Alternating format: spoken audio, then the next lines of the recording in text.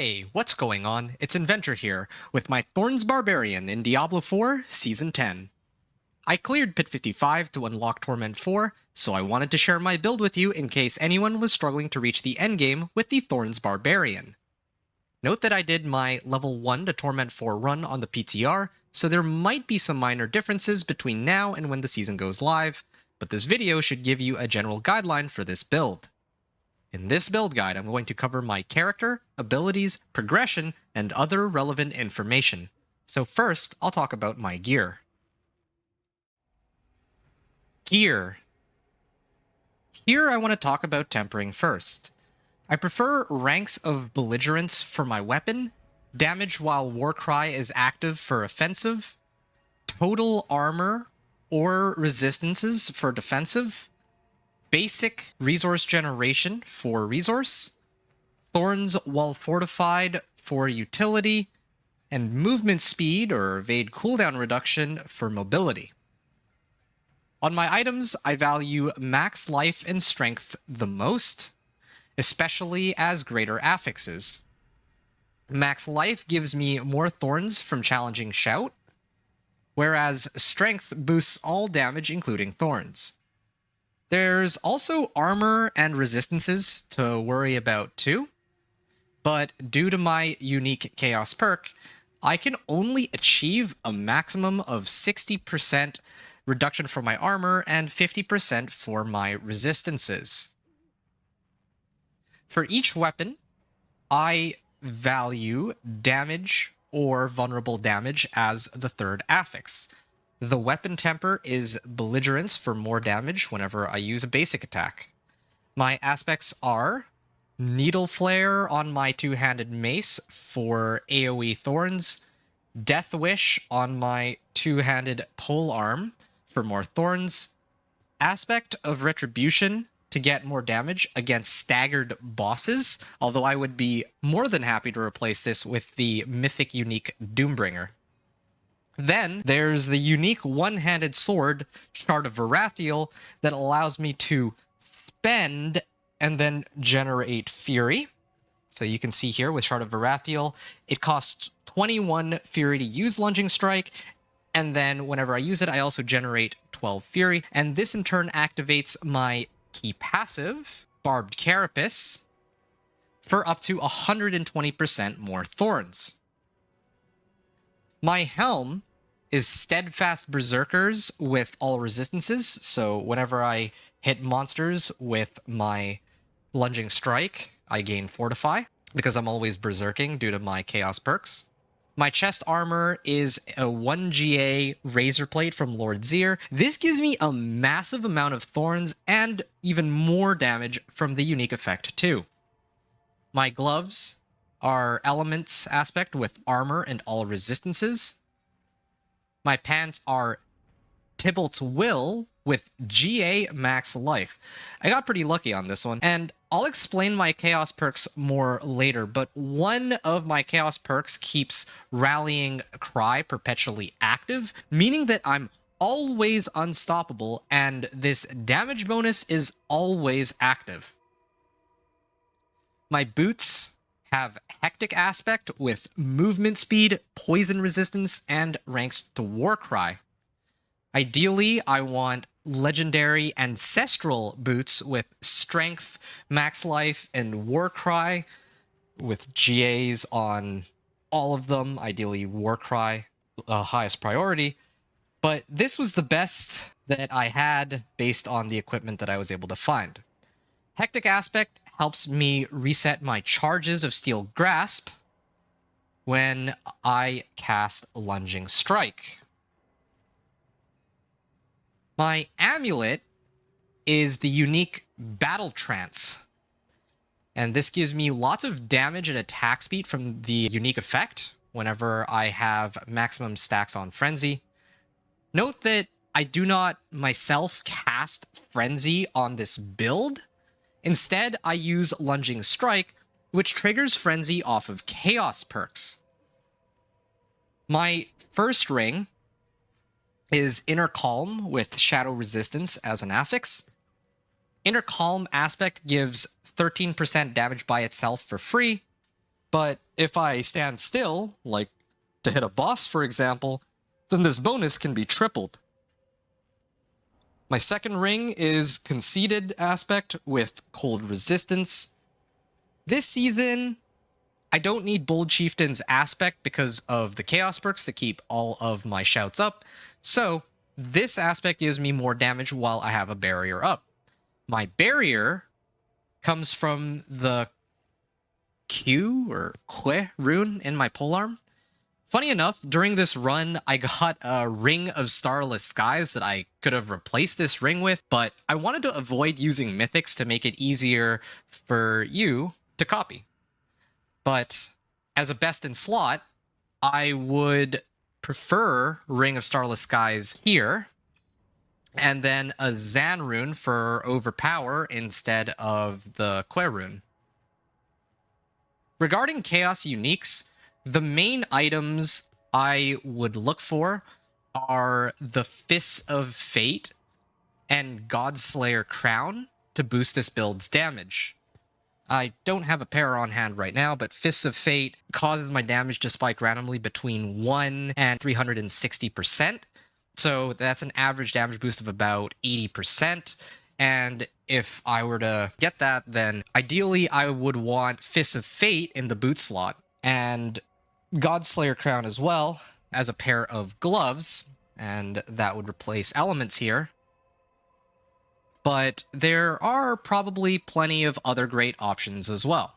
This is just what comes to mind off the top of my head. With regards to sockets, here I have sapphires in my one-handed weapons for vulnerable damage, and rubies in my armor sockets for strength. I used my jewelry sockets to round out my armor and resistances. As for rune words, I used whatever runes I had. So on my two-handed mace, I had Kur Zal for 20% more life after activating 5 skills. On my two-handed polearm, I ran Moni Q so that I trigger Earthen Bulwark after casting Lunging Strike 6 times. My final build, assuming I had access to all of the runes in the game, would be using Kur Zal anyway for the max life boost, so getting this was fine and easy enough, but the only way to get my Thorns to do crit or overpower damage is by using a Zan rune, which I was missing during this run. If I did find a Zan rune, then, as I mentioned earlier, I would have preferred Moni Zan instead. So that would allow my procs of Thorns to be over crits instead of just regular white damage numbers. On my consumables, for my elixirs and incense, I run the usual stats: life, armor, and resistances. There's alternatives that give Thorns, which are great while leveling from 1 to 60 while you don't have a Thorn stat that's that high. But eventually you get more Thorns from Challenging Shout just by boosting max life, because Challenging Shout does give Thorns equal to a percentage. Chaos perks. My non-unique Chaos perks are Deafening Chorus, Chaotic Cooldowns, and Dual Threat. My unique Chaos perk is Bronze over Brains. Deafening Chorus causes all of the shouts on my skill bar to always be active with up to 40% increased effect, including their modifiers. So this means that Warcry gives me more than 35% multiplicative damage and berserking. Rallying Cry makes me perpetually unstoppable with movement speed and resource generation, and then Challenging Shout gives me a whopping 64% damage reduction and 28% bonus max life and 42% of my max life in Thorns. All of these effects all the time with 0 cooldown. That is absurd. The other unique chaos perks I picked are not quite as flashy, but still very useful. Chaotic cooldowns is a huge help for reducing the cooldown of Steel Grasp, making it easier to pull packs of monsters together. Then there's Dual Threat, where if I use a basic skill, then this perk causes me to use another basic skill on my skill bar. So in this case, my main skill is Lunging Strike with my pole arm to keep the large damage bonuses from my expertise. So in this case, pole arm expertise gives me 15% increased damage while healthy, but only while I am wielding a pole arm. And then I also get bonuses from my glyphs too. So later on down the line, I'd really like to run the Might glyph and the Executioner glyph, each of which will give me a multiplicative damage bonus. So the way it works here is that Lunging Strike gives me the bonuses from expertise and glyphs, but it triggers Frenzy too with this Chaos perk.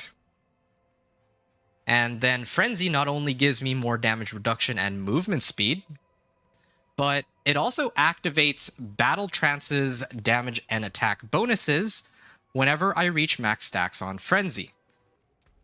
Now, this unique Chaos perk here is truly something.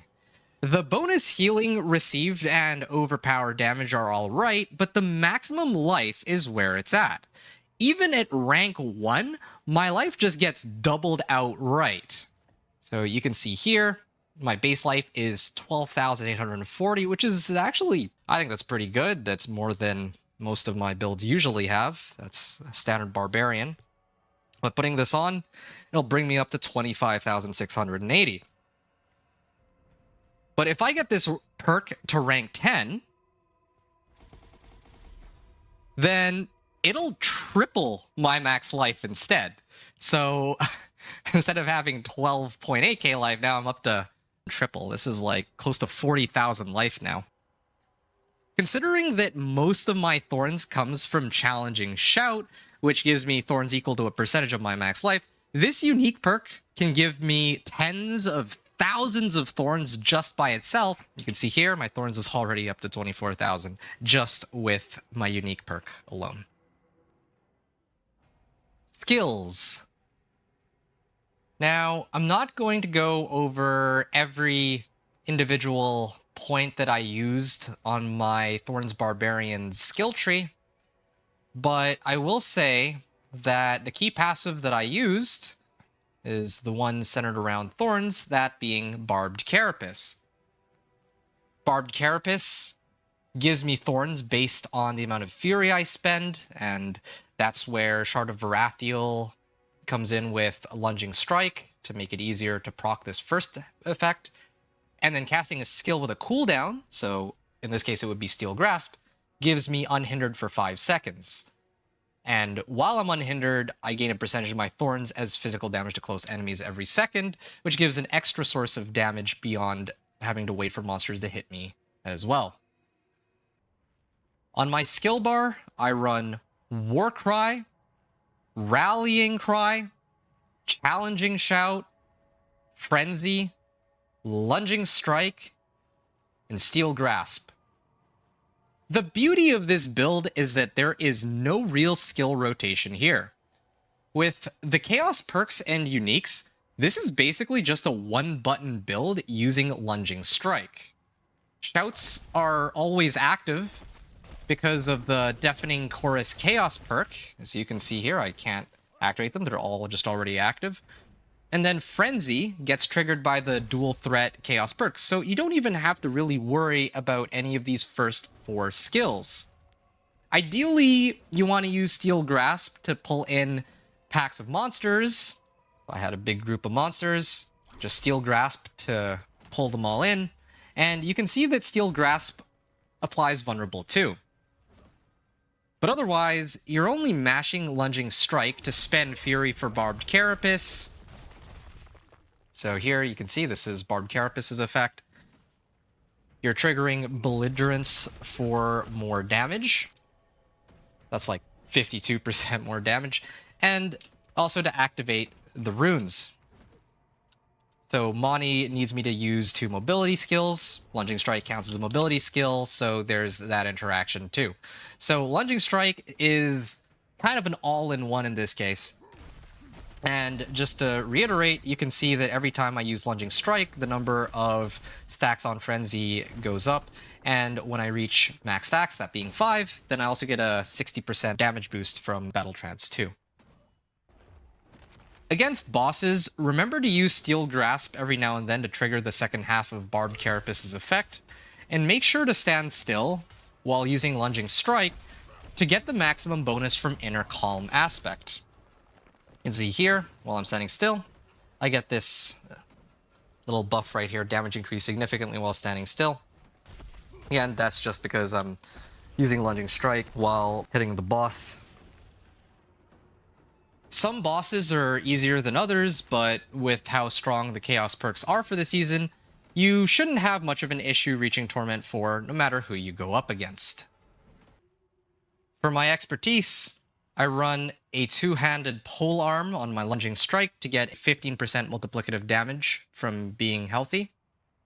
And I select 2-handed axe for 10% multiplicative damage against vulnerable enemies. Paragon. When I started Pit 55, I was Paragon level 114 with 140 Paragon points spent. I had the starting board with Challenger Glyph, Weapons Master with Revenge Glyph, Blood Rage without a glyph, Decimator without a glyph, and Carnage without a glyph. There were only 2 glyphs active upon clearing Pit 55, a legendary rank 46 Challenger glyph and rank 16 Revenge glyph for its additional bonus. When I have enough Paragon points and my glyphs are legendary, my preferred setup is the starting board with Challenger glyph, Weapons Master with Might glyph, Blood Rage with Revenge glyph, Decimator with Executioner glyph, and Carnage with Imbiber glyph. Mercenaries. For my mercenaries, I have Rahir as my hired mercenary to get 15% resistance to all elements, and more damage sometimes. My reinforcement is Aldkin to use Field of Languish to reduce damage taken if I get injured. Progression. From level 1 to 60, begin by starting the seasonal quest line to unlock the Chaos Perks and Reputation board. From there, you can complete the missions in the seasonal quest line whenever they become available. Whenever the seasonal quest line isn't available, first unlock the Death Wish and Needle Flare aspects. The Death Wish aspect can be found in the Penitent Cairns north of Karagar, while the Needle Flare aspect can be found right beside the Imperial Library in the Ashari Sanctum. From there, run Hell Tides up to level 50, and then do Strongholds with Renown rewards from 50 to 60. The easiest way to level in the Hell Tides is to farm Cinders on normal difficulty, but then turn in the Cinders on Penitent difficulty before the end of each Hell Tide. Between Hell Tides, you can craft Nightmare Sigils at the Occultist for Forgotten Wisdom, Nightmare Sigils, and run those on Penitent difficulty for more XP. But make sure to boost up your damage by tempering Thorns from the Natural Schemes recipe on all of your armor slots. When you reach level 60, gear up with 750 item power equipment via Whispers and Bartering, and then you should have no trouble taking on Pit 10 to unlock Torment 1. From Torment 1 to 4, remember to use caches from the Reputation board, Season Journey, and Report to speed up your progression. In Torment 1, I would start off by doing the Infernal Horde's questline if you didn't already, just so you can have Infernal Horde compasses drop for you. You don't need to run the compasses right away, but you will need them later on because unique chaos perks are earned by defeating Bartuk in the Infernal Hordes on Torment 1 or higher. To fight Bartuk, you need to gather 666 Aether, so you can maximize your Aether gain in a single run by opening a 10-wave Infernal Horde's compass. Once you finish the Infernal Horde's questline, I strongly recommend running the pit to unlock as many Paragon boards as you can. This build struggles with bosses at first, but can handle the pit just fine, so long as you pick a pit tier that you can clear in 5 minutes or less.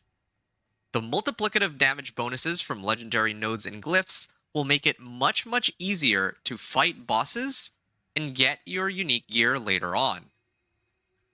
By the time you pick up 4 or 5 legendary nodes, you'll be strong enough to unlock Torment 2. For Torment 2, run Whispers to pick up any missing glyphs and tempering recipes. Thorn Body and Berserking Finesse would be the go-to recipes here so that you can get Thorns Wall fortified and damage while Warcry is active. After you finish collecting your tempering recipes, you can equip any ancestral gear you have and put the right tempers and aspects onto them. After that, you can try running a 10-wave Infernal Hordes for the unique Chaos perk if you have the compass, or whenever you find one. Finally, you want to start collecting your uniques. In order of importance, I would prioritize Razorplate, Shard of Varathiel, Battle Trance, and then Tybalt's Will. Razorplate comes from Lord Zir. Shard of Varathiel comes from Varshan. Battle Trance is generally available across all the bosses. And Tybalt's Will can be picked up from either Andariel or Harbinger of Hatred. You need Exquisite Blood for Lord Zir, which comes from Helltides. Malignant Hearts from Varshan, which comes from Whispers. And you need to clear the lesser layer bosses to get the mats for Andariel and Harbinger of Hatred. Alternatively, you can burn your Obols to try and gamble for these uniques too. With Ancestral Gear, Tempering Recipes, the unique Chaos perk Bronze over Brains, and unique items, you should be ready for Torment 3. When it comes to Torment 3, your priority should be gathering enough Obdicite to masterwork all of your equipment to at least rank 4. You can get Obdicite from running Infernal Hordes or Nightmare Dungeons. By now, you should also have enough Infernal Warp to rank up all your powers to max level or close to max. If not, then you can run Helltides or some Nightmare Dungeons with the Infernal Warp affix. That aside, you should prioritize your Paragon board. In other words, do the pit to get your glyphs leveled up and gain XP for Paragon points. Like I said before, I reached Torment 4 pretty easily using 5 legendary nodes and 2 glyphs. So if you pick up more Paragon points and more glyphs, it should be even easier for you. Last but not least, finish maxing out expertise on both Two-Handed Axe and Two-Handed Polearm if you haven't done so by now. With Masterworked gear, maxed out Chaos perks, a more filled out Paragon board, and expertise, It's time to clear Pit 55 and unlock Torment 4. Alright, so that covers it for my build guide on the Thorns Barbarian in Season 10. With the new Chaos perks, this build has some serious potential, and it should have very little trouble reaching Torment 4. When the Thorns Barbarian is fully kitted out, I would not be surprised if it can clear Pit 100 with its max life reaching hundreds of thousands. I hope this helps. If you made it this far, then a like, comment, or subscribe is always appreciated. But otherwise, that's everything from me. Thanks everyone for watching, and venture out.